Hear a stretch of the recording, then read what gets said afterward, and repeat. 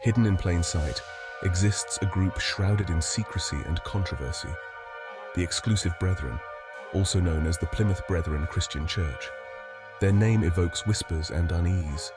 Who are these people that live apart from the world, and why are they perceived as dangerous? Follow and subscribe to discover the truth. The Exclusive Brethren may shun the world, but their reach is undeniably global.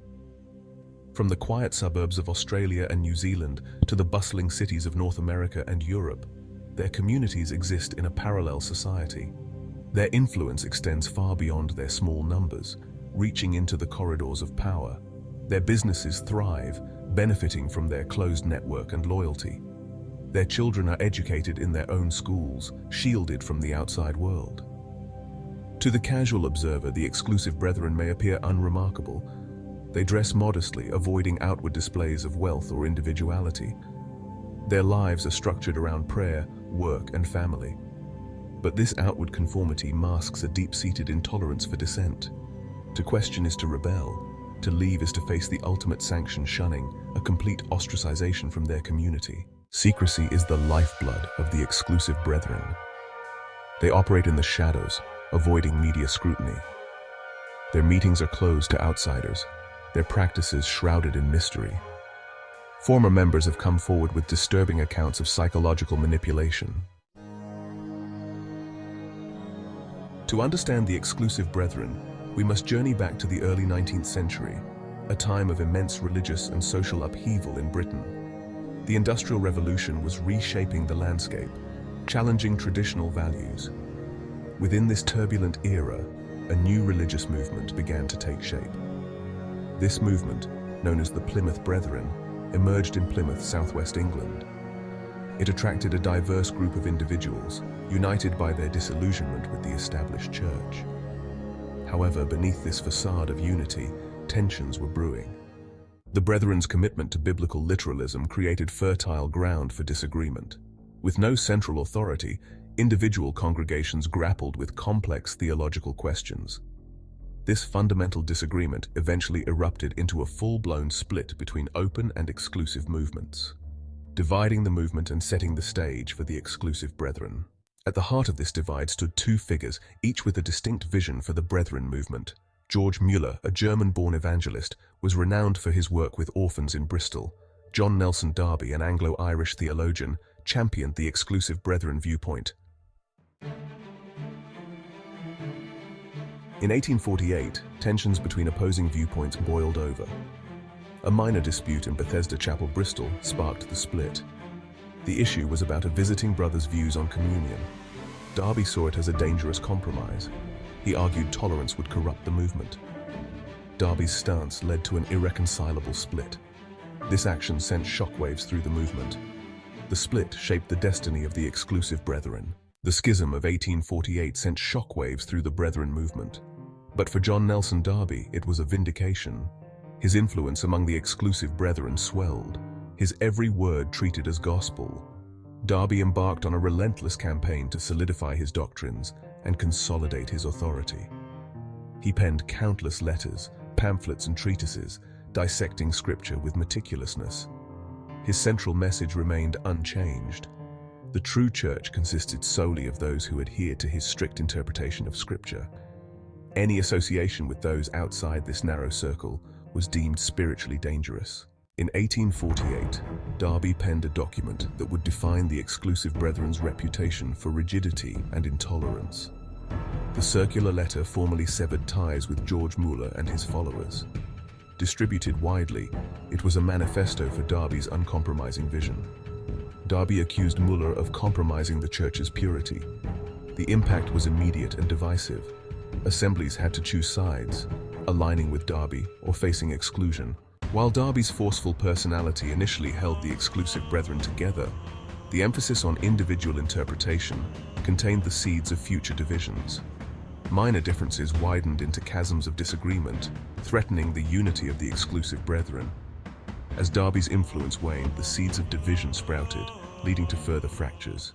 In the late 19th century, as Darby's health declined, doctrinal disputes erupted, fracturing the movement.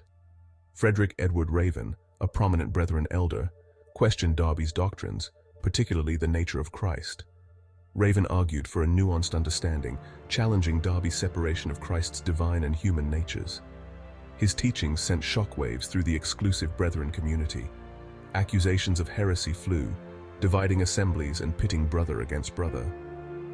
The Raven controversy, erupting before Darby's death in 1882, signaled a new era of instability. The dawn of the 20th century brought little respite for the exclusive Brethren. The seeds of divisions sown in the previous century continued to bear fruit, fracturing the movement into splinter groups. The names of these groups reflected the minutiae of their disagreements. The issues that divided them often boiled down to matters of personality and power.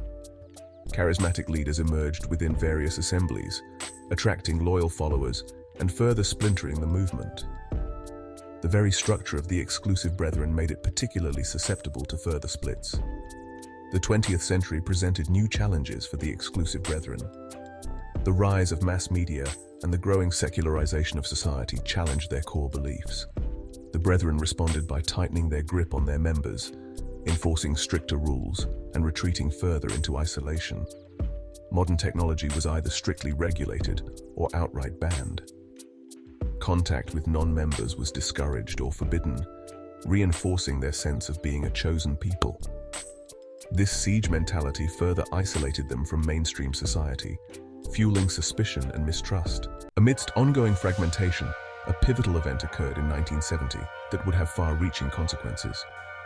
Known as the Abyssine Incident, it centered around James Taylor Jr., the leader of the largest faction.